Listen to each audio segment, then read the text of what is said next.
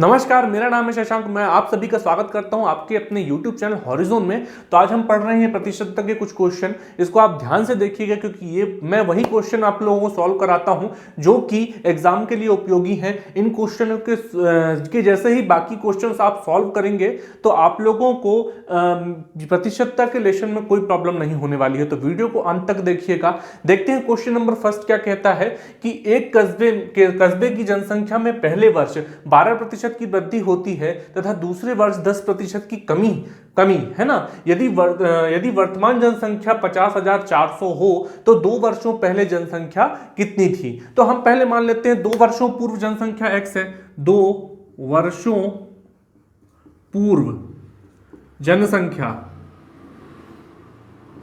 कितनी है, x है। सबसे पहले देखिए x है और क्या हो रहा है, पहले वर्ष कितने परसेंट की वृद्धि हो रही है, 12% की, मतलब 112/100। और दूसरे वर्ष क्या हो रहा है, गुणा लगा लें, दूसरे वर्ष 10% की कमी हो रही है तो जनसंख्या कितनी रह जाएगी, 90/100 बराबर कितनी है, 50,400। x को यहीं रहने दो, बाकी चीजों को उधर ले जा लो तो ये 50,400 यहीं रहेगा, गुणित 100/112 यहां आ जाएगा, गुणित 100/90 यहां आ जाएगा। बराबर के उस साइड कोई भी बट्टे वाली संख्या हो जाती है तो वो पलट जाती है। तो अब देखें कितना, 9 दहम 90 हो गया और यहाँ पर 9 पन्ना 45 और 5 4 54, 9 छक 54 बन गया। और ये 0 और ये 0 से 10 से ये भी काट दोगे तो एक 0 नहीं आएगा, मतलब बचेगा यहाँ 560 है ना। अब यहाँ पे 112 है ये, अब हम इसे काटेंगे तो यहाँ पर देख लेते हैं कितने बार में कटेगा ये, 4 से काट के देख लेते हैं। तो 4 एकम 4 दूनी 8, बचा 3 2 4 8 है 32, फिर बचा 4 एकम 4 और 4 चौके 16, ये हो गया 14 एकम 14 दूनी 28 और ये हो गया 14 दाहम 140, 2 एकम 2, 2 पंचे 10। छोटे छोटे नंबर तो इसलिए काटना सिखा रहा हूं कि आसान होता है, बड़े बड़े नंबर तो काटने की कोशिश करोगे तो शायद कहीं गलती हो सकती है, इसलिए यहां बच गया 5। अब यहां पर बच गया ये 0, तो ये 5 है, 100 है ना। तो 5 है मल्टीप्लाई बाय 100 मल्टीप्लाई बाय 100, जब मल्टीप्लाई करेंगे तो हमारे पास क्या आएगा, 50,000 की वैल्यू आएगी, जो कि है हमारे ऑप्शन नंबर कितने में, बी ऑप्शन, मतलब कि बी ऑप्शन हमारा करेक्ट है। अब देखते हैं क्वेश्चन नंबर 2। तो लिखा है एक विद्यालय में लड़के तथा लड़कियों 3:2 के अनुपात में है, लड़के तथा लड़कियां 3:2 के अनुपात में हैं। यदि 20% लड़के तथा 25% लड़कियां छात्रवृत्ति धारक हों तो विद्यालय में कितने प्रतिशत विद्यार्थी छात्रवृत्ति धारक नहीं है। माना लड़कों की संख्या कितनी, लड़कों की संख्या बराबर क्या हो गई, 3x है ना, ये लिखा हुआ 3x 3 है ना, और लड़कियां कितनी हो गई,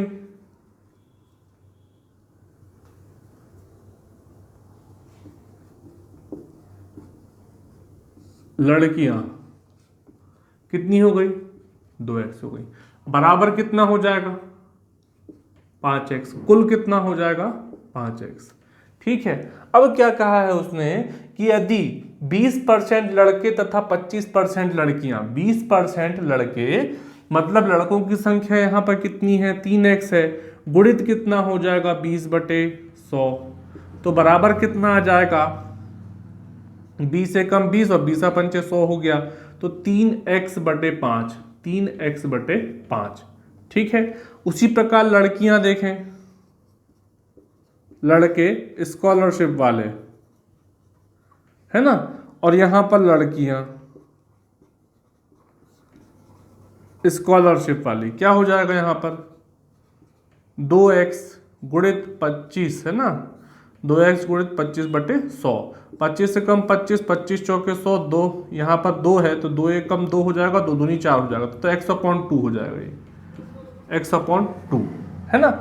तो अब इन दोनों को हम क्या कर दें, ऐड कर दें, तो क्या हो जाएगा, यहां पर 2 और 5 का एलसीएम लेंगे कितना होगा, 10 होगा, और यहां पर कितना हो जाएगा, 5 दूनी 10, 3 दूनी 6x है ना, प्लस 2 पंचे 10 है तो 5x हो जाएगा ये। ठीक है। तो बराबर कितना आ जाएगा, बराबर कितना आ जाएगा 11x/10। 11x/10 क्या आया? लड़के और लड़कियों की वो संख्या है जो कि यहाँ पर छात्रवृत्ति प्राप्त कर रही है।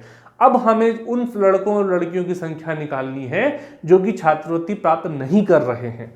तो यहाँ पर 11x/10 है और टोटल कितना है? 5x है, तो 5x माइनस 11x/10 कर देंगे। तो यहाँ हो जाएगा कितना? 10 5 जा 50x, 50x माइनस 50x यहाँ लिख लेते हैं, 50x माइनस 11x/ कितना? 10। तो यहाँ पे आ जाएगा 39x/10। हमने निकाल लिया यहाँ पर 39x/10 उन छात्रों की संख्या जिन्हें छात्रवृत्ति नहीं मिल रही है। हमें इनका प्रतिशत ज्ञात करना है और टोटल हमारे पास कितने हैं? तो वो है 5x छात्र हैं, है ना। तो 39x/ है 10, तो यहाँ मल्टीप्लाई में 10 आ जाएगा, गुणित कितना आ जाएगा? 100 आ जाएगा। ठीक है, गुणित क्या आ जाएगा? 100 आएगा। अब इसे काटते हैं, 10 1 जा 10 और 10 10 जा हो जाएगा कितना? 100। यहाँ पर x से x कैंसिल हो गया, 5 1 जा 5 और 5 2 जा 10 हो जाएगा। 39 मल्टीप्लाई बाय 2 क्या बचा हमारे पास? 39 multiply by 2 is equal to 78%। तो 78% वो छात्र हैं जिन्हें छात्रवृत्ति नहीं मिल रही है। हाँ, पिछला का आंसर क्या आया था? 78%। तो 78% ये ए ऑप्शन है जो कि हमारा सही है। अब क्वेश्चन नंबर 3 देख लेते हैं। व्यंजक x³ y² में x और y के मानों में क्रमशः 25% और 20% की कमी कर दी जाए तो व्यंजक के मान में कितने प्रतिशत की कमी आएगी? देख लीजिए, यहाँ पर लिखा हुआ है x³ y³ है ना, और x और y में कितनी कमी बोल रहा है वो? 25 और 20% की कमी, है ना। तो सबसे पहले देखें, ये x³ लिखा हुआ है, व्यंजक क्या है हमारे पास? x³, तो x³ हो गया। अब इसमें कितनी कमी कर रहा है वो? 25% की। तो यहां हो जाएगा कितना? x गुणित 25/25% की कमी, है ना। 25% की कमी मतलब कितना हो जाएगा व्यंजक?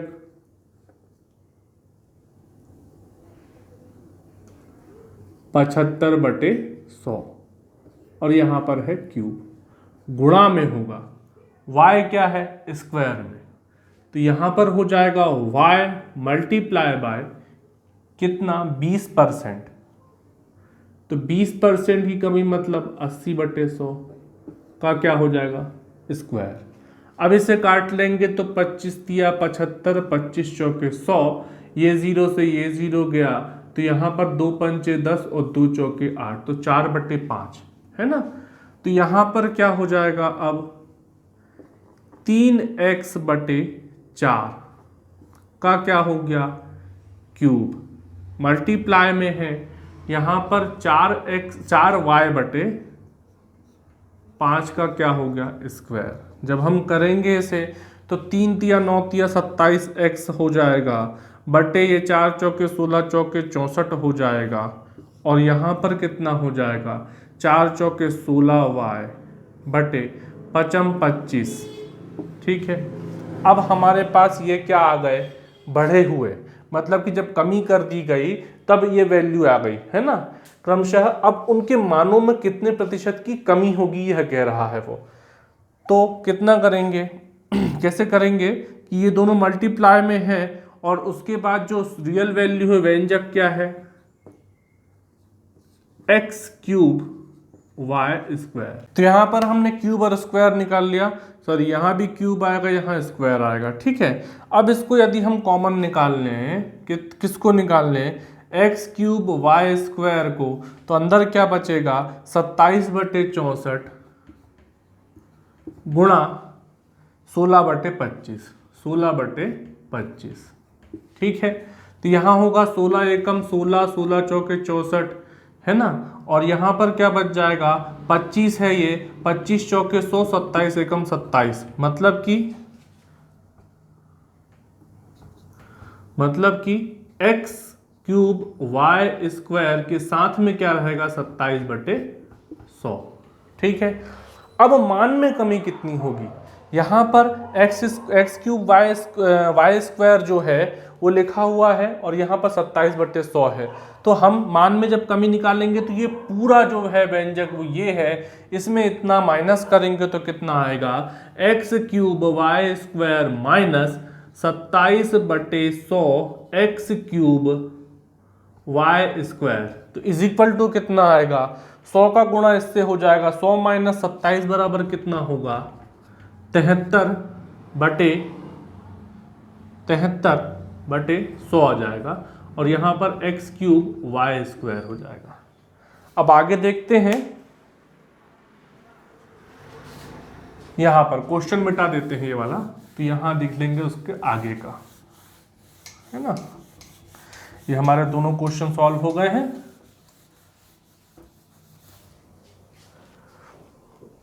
तो अब मान में कमी कितनी आई है, मान में कमी कितनी आई, 73/100 की। अब जब हम प्रतिशत निकालते हैं तो क्या करते हैं, एक्स क्यूब वाई स्क्वायर, है ना, पूरा लिखते हैं काय में, बटे में, है ना,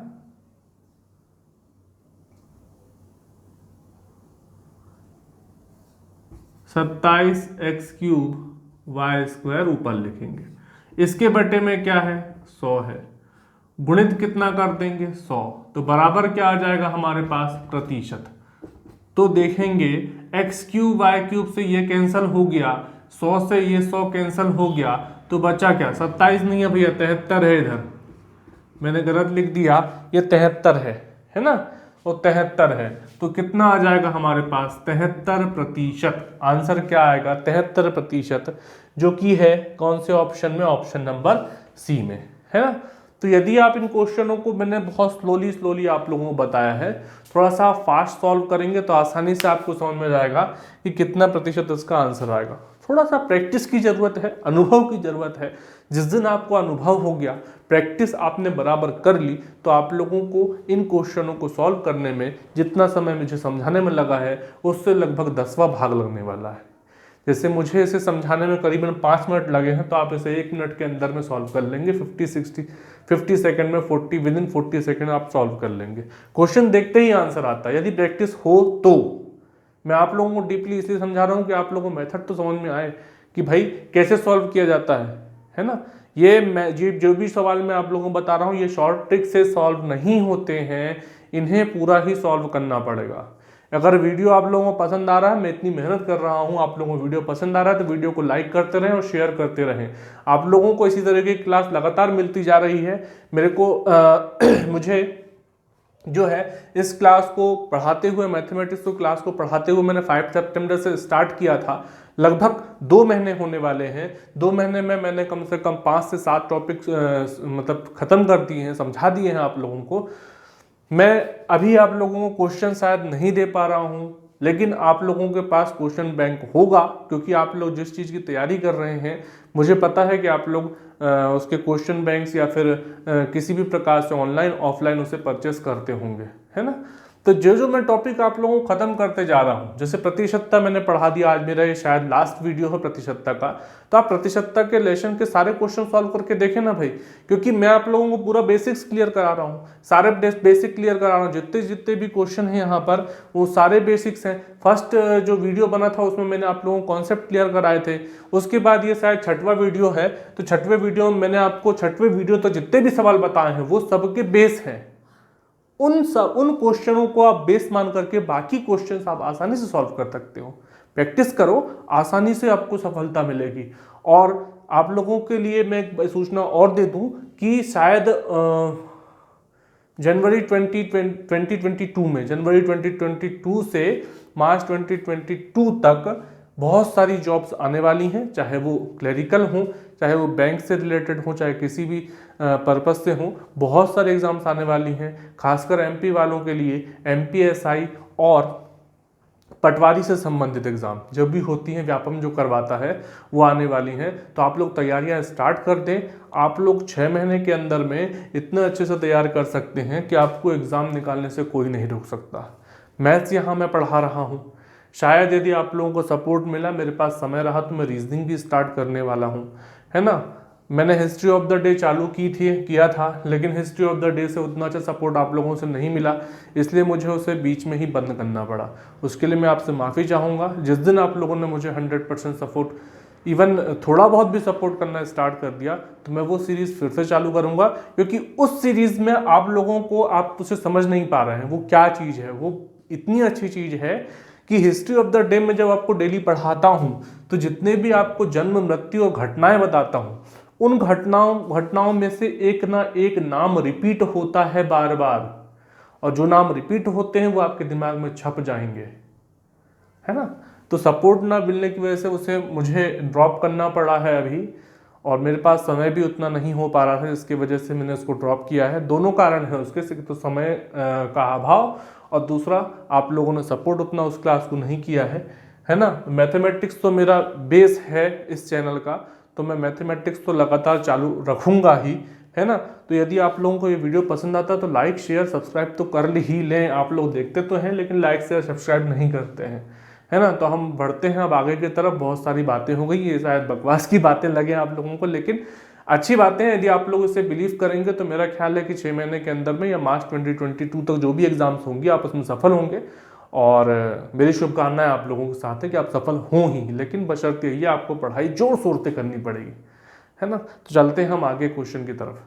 देख लेते हैं क्वेश्चन नंबर 4। लिखा हुआ है कि कोई व्यक्ति अपनी आय का 80% खर्च करता है। यदि उसकी आय में 16 सही 2/3% की वृद्धि हो जाए तथा महंगाई के कारण उसके खर्च में 37 सही 1/2% की वृद्धि हो जाए, तो उसकी वर्तमान प्रतिशत बचत कितनी होगी। कि व्यक्ति जो है 80% क्या कर रहा है, खर्च कर रहा है, तो खर्च यदि 80% हो तो बचत क्या हो जाएगी, बचत क्या हो जाएगी 20%, और कुल उसकी आय क्या है 100 है, 100% या 100 है, ठीक है।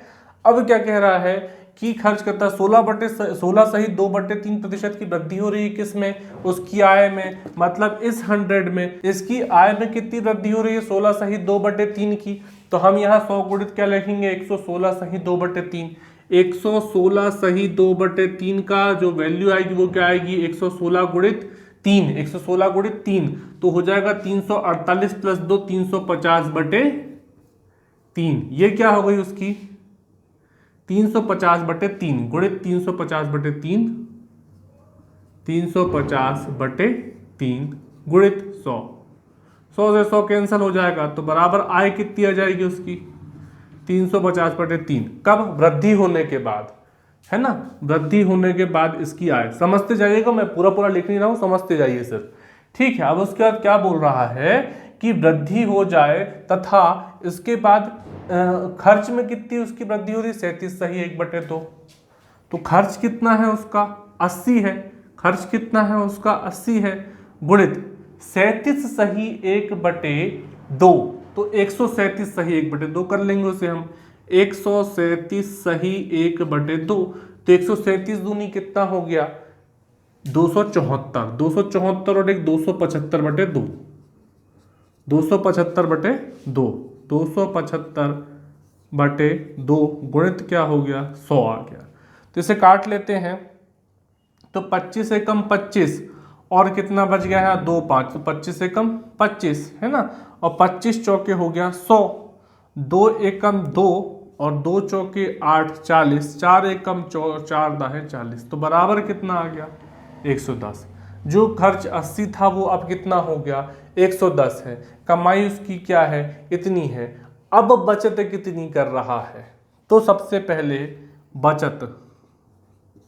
बचत जब निकालेंगे तो 350/3 माइनस 110 मतलब कि 110, तो ये बन जाएगा कितना 330, तो बचेगा कितना 20/3। बचत क्या हो गई भाई 20/3 की उसकी क्या हो गई बचत हो गई। पहले बचत कितनी हो रही थी, पहले बचत कितनी हो रही थी 20%, है ना 20%। अब उसने पूछा है उसकी वर्तमान प्रतिशत बचत कितनी है ना, वर्तमान प्रतिशत बचत कितनी है, तो वर्तमान प्रतिशत बचत कैसे निकालेंगे, 20/3 है उसकी कितनी, अभी की बचत, और हमारे पास टोटल आय कितनी है 350/3। तो जब हम प्रतिशत निकालेंगे तो क्या करेंगे, यहां पर लिखेंगे कितना 20/3, 20/3 मल्टीप्लाई बाय हो जाएगा यहाँ पर, ये है 350/3 है, 350/3 इसके नीचे जाएगा तो 3/350 हो जाएगा, मल्टीप्लाई बाय क्या होगा 100 होगा। तो ये 3 से ये 3 कैंसिल हो जाएगा, फिर क्या होगा यहाँ पर, ये 350 है तो 10 से ये 10 कैंसिल, 5 2 जा 10, 5 7 जा 35 है ना। तो यहाँ पर हो जाएगा 22 जा कितना 40 और अपॉन में आ जाएगा 7। जब हम इसे मिश्रित भिन्न में चेंज करेंगे तो क्या आएगा, 7/5 35, शेष कितना बच गया 5, और यहाँ पे अपॉन में कितना है 7, तो 5 राइट, 5/7, 5 सही 5/7 इसका होगा सही ऑप्शन, जो कि है कौन सा, यहाँ पर देखें 5 सही 5/7, तो ये है ऑप्शन नंबर डी। अब देख लें क्वेश्चन नंबर 5। तो क्वेश्चन नंबर 5 लिखा हुआ है कि नमक और पानी के एक घोल में 15% नमक था, उसमें से 30 किलोग्राम पानी वाष्पित करने के उपरांत शेष घोल में नमक की मात्रा 20% रह गई, तो आरंभिक घोल का भार क्या था। तो सबसे पहले देख लें कि आरंभिक घोल का भार बराबर कितना x kg हम मान लें, तो उसके x kg था, अब उसमें क्या है नमक की मात्रा कितनी है 15% है, तो नमक कितना हो जाएगा x गुणा 15/100, तो बराबर कितना, इसको काट लेंगे तो 5 3 जा 15 और 5 20 जा 100, तो 3/20, तो क्या हो जाएगा 3x/20। ये क्या आ गया हमारे पास, नमक की मात्रा आ गई। अब देखें कि पानी को क्या कर दिया गया, वाष्पित कर दिया गया, तो घोल में से जब हमने वाष्पित जल के पश्चात घोल x - 30 kg वाष्पित जल के पश्चात घोल का भार कितना है x - 30। अब यहां पर नमक कितना हो जाएगा, बोला है 20%, तो x - 30 मल्टीप्लाई बाय 20/100, 21 जा 20 और 25 जा 100, तो यहां पर क्या हो जाएगा x - 30/5। ठीक है, यहां पर नमक की मात्रा आ गई क्या, वाष्पन के पश्चात वाली और वाष्पन के पहले वाली, तो यहां पर 3x/20 इज इक्वल टू लिख दो 3x/20। अब मल्टीप्लाई कर लो तो यहां पर क्या हो जाएगा 20x - 20 और मल्टीप्लाई बाय 30 बराबर 600 इज इक्वल टू 3x और 5, तो 3 5 जा 15x है ना, तो 15x 20x यहाँ पर है, 15x इधर लाएंगे तो माइनस हो जाएगा, तो यहाँ बचेगा 5x और -600 इधर जाएगा तो यहाँ हो जाएगा +600। x बराबर कितना 5 से काटेंगे तो 5 1 जा 5, 5 2 जा 10 और 0 120 किलोग्राम। क्या आ गया आंसर 120 किलोग्राम, जो कि है हमारा option number C. Option number C हमारा करेक्ट है। तो मैंने आप लोगों को आज प्रतिशतता की क्लास में, आज तक की प्रतिशतता की क्लास में सारे बेसिक क्वेश्चन समझा दिए। उम्मीद है आप लोगों को वीडियो पसंद आया होगा। वीडियो पसंद आया तो वीडियो को लाइक करें, शेयर करें, और मेरे इस चैनल के इसी प्रकार के वीडियो को देखने के लिए चैनल को सब्सक्राइब करें और बेल आइकन को प्रेस करना ना भूलें। Thank you so much.